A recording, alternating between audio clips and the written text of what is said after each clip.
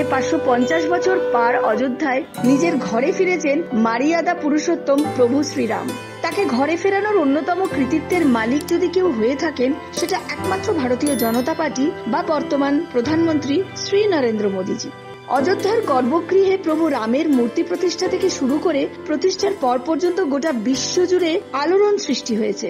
গোটা দুনিয়ার কাছে অযোধ্যা হয়ে উঠেছে আরেক নতুন তীর্থক্ষেত্র।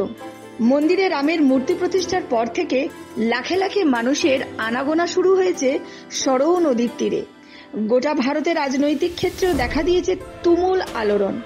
এর মধ্যেই দেশ জুড়ে বিজ্ঞপ্তি জারি হয়েছে লোকসভা নির্বাচনের।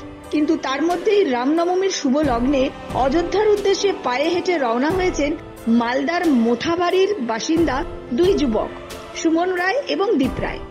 শুধু পায়ে হেঁটে তারা অযোধ্যা পৌঁছবেন এবং যাত্রাপথে শ্রীরাম সংক্রান্ত ধর্মীয় অনুষ্ঠানে সামিলও হবেন। এদিন ইংলিশ বাজার শহরের পোস্ট অফিস মোড়ে শঙ্খধ্বনি সহকারে তাদের সংবর্ধনা দেওয়া হয়। তারপর তারা যাত্রা শুরু করেন। তবে যাত্রা শুরুর আগে দুই যুবক জানিয়েছেন, আমরা শুনে নেব। বলতে যে আমাদের যাওয়ার কথা ছিল জানুয়ারির 22 তারিখে, তো আমাদের মার্চের 22 তারিখে আমরা পুজো করি রামের 12 ফিটের মূর্তি তুলে।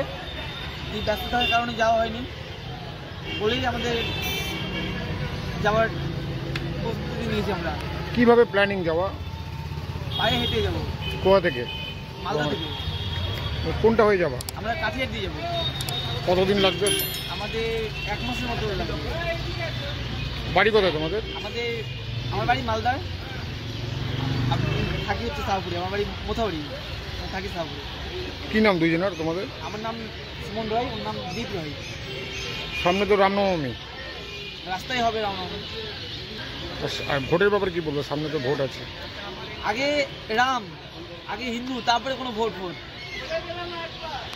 আর আমরা চাই যে কিছু সেকুলার হিন্দু, ঠিক আছে, তাদের যাতে ঘুমটা ভাঙে।